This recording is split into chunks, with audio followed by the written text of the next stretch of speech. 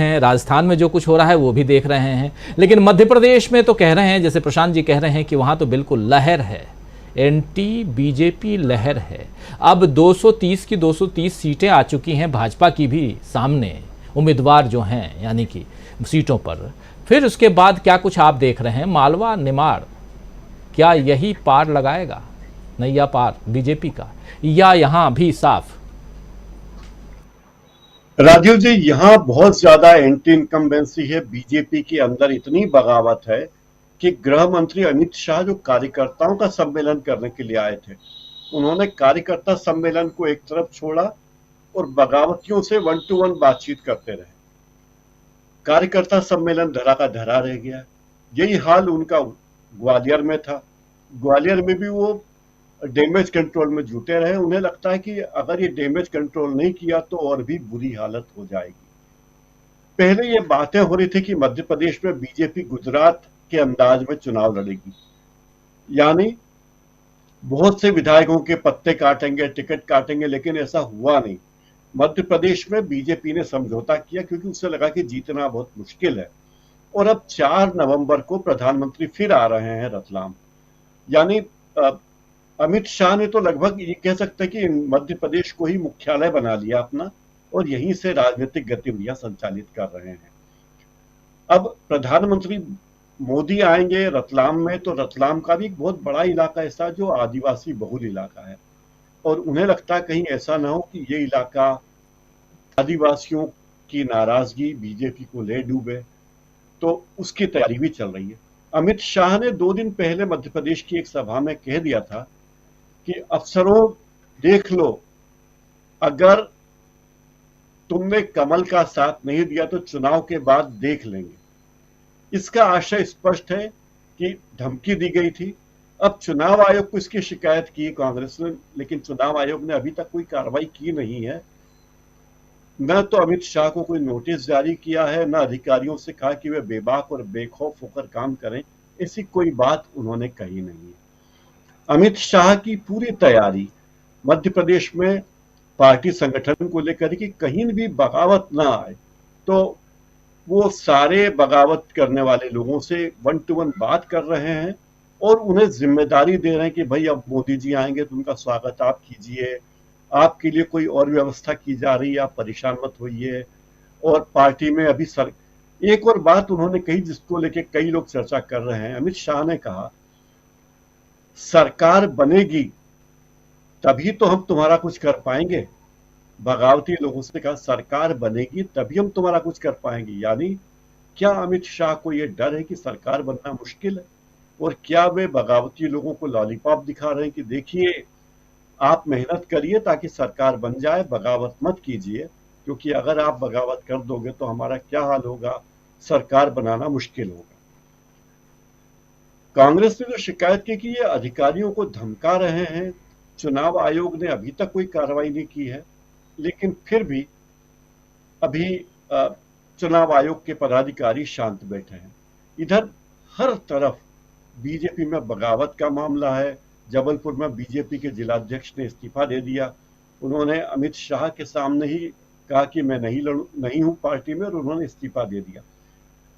ये प्रभात साहू जबलपुर जिला अध्यक्ष हैं बीजेपी की, जो 1980 से यानी 43 साल से बीजेपी में थे, और इन्होंने कहा कि मैं बीजेपी में इतने सालों से काम कर रहा हूं, यानी जब से बीजेपी बनी तब से काम कर रहा हूं, लेकिन मेरे खिलाफ अनुशासनहीनता की कार्रवाई की जा रही है, मैं इससे बहुत आहत हूं। मतलब जो पार्टी अपने जिला अध्यक्ष को संतुष्ट नहीं कर पाएगी उसके साथ क्या होगा। बीजेपी के एक मंत्री रहे हैं जब बीजेपी सरकार में थी, रुस्तम सिंह, वो बहुजन समाज पार्टी में चले गए हैं, वो नाराज हैं, और उन्होंने कहा कि यूपी की सीएम मायावती जी आएंगे हमारे इलाके में, उनका बेटा रुस्तम सिंह के बेटे राकेश सिंह को टिकट दे दिया गया है। उन्होंने कहा कि हम बसपा से लड़ेंगे और बसपा को जिताएंगे, बीजेपी को नहीं जिताएंगे। यानी बीजेपी जहां जहां है वहां परेशान है, क्योंकि इसके पहले के चुनाव में भी बीजेपी ने देख लिया कि बगावत के कितने बड़े नुकसान हुए थे। बीजेपी को बगावतों के कारण हमेशा मुश्किल रही, लेकिन उसका कहना कि हमसे ज्यादा बगावत तो कांग्रेस में, लेकिन कांग्रेस का ये कहना है कि कांग्रेस के सत्ता में आने की संभावनाएं ज्यादा है, इसलिए कांग्रेस में बगावत ज्यादा दिख रही है। बीजेपी के सत्ता में आने की संभावना कम है, क्योंकि लोगों को लगता है कि टिकट मिल गया तो भी जीत पाएंगे और सरकार बनेगी तब तो माहौल है। ये सब बातें बीजेपी के लिए मुश्किल बनी हुई। राजीव जी, बहुत रणनीति अपनी चेंज कर दी है। ये कांग्रेस की रणनीति कर्नाटक से जो बदली है, और कर्नाटक को जिस तरह कर्नाटक में जैसा प्रतिसाद मिला है, उससे बीजेपी के लिए परेशानियां खड़ी हुई है। बीजेपी उससे चिंतित है। जाति जनगणना की बात कर लें, जनता को दिए जाने वाले लाभार्थियों को मिलने वाली सुविधा की बात कर लें, उन सारे मुद्दों को बीजेपी चुराने की कोशिश कर रही है, और मध्य प्रदेश में कुछ मुद्दे चुरा भी लिए हैं। तो बीजेपी के सामने कांग्रेस एक आदर्श लग रही है। कांग्रेस की तरह बीजेपी चुनाव लड़ना चाहती है। बीच में मंदिर की बात करना जरूरी इसलिए कि उसके पास कहने के लिए कुछ है नहीं, और कांग्रेस जिस तरह आक्रामक होकर पिछली सरकारों के बाकी उपलब्धियां पूछ रही है, उसके जवाब में बीजेपी के पास कहने के लिए कुछ भी नहीं है या बहुत कम बातें हैं। इसीलिए वे बार बार मंदिर की बात करते हैं, पार्टियों के आपसी झगड़े की बात करते हैं, 1984 को ले आते हैं, कभी 1975 को ले आते हैं, क्योंकि वर्तमान में कहने के लिए उनके पास कुछ भी नहीं है।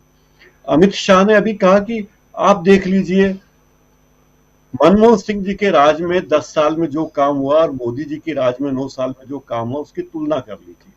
अब आप देखिए कि दोनों की तुलना करना संभव ही नहीं है, लेकिन फिर भी मनमोहन सिंह के राज में 10 साल में भारत ने जितनी आर्थिक तरक्की की, भारत ने नहीं की। हमारी जीडीपी रही 9 साल में हम जीडीपी ला पाए। जब पूरी दुनिया में अर्थव्यवस्थाएं चौपट हो रही थी, यूएस जैसी इकोनॉमी चौपट हो रही थी, तब भारत की इकोनॉमी तेजी से बढ़ रही थी। यानी आज हम जो कुछ भी हैं, जहां भी खड़े हैं, उसमें मनमोहन सिंह जी का योगदान है, लेकिन बीजेपी उस सब योगदान को मानने के बजाय उसे नकार रही है, और मंदिर को, उद्घाटन को, एक बात और बार बार कही जाती कि चीनी माल का बहिष्कार कीजिए। अरे भाई, 3000 करोड़ की पटेल की प्रतिमा आप बनाते हैं तो चीन से बनवा।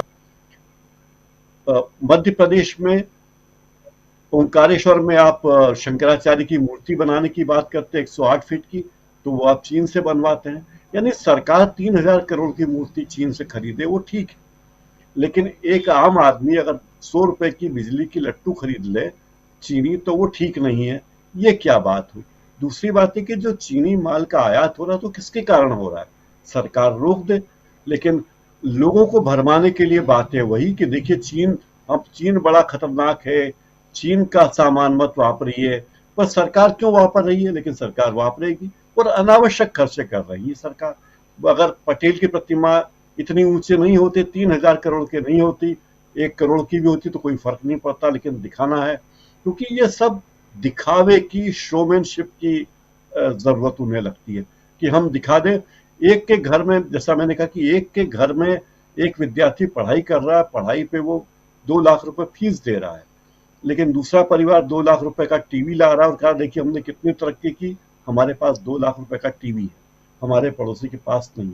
तो बीजेपी इसी तरह के प्रचार की शौकीन है, क्योंकि यह सुविधाजनक है, इसमें कुछ करना नहीं होता, पढ़ने में मेहनत लगती है, बच्चों को पढ़ाने में त्याग लगता है, टीवी खरीदने में कोई त्याग नहीं लगता। राजीव।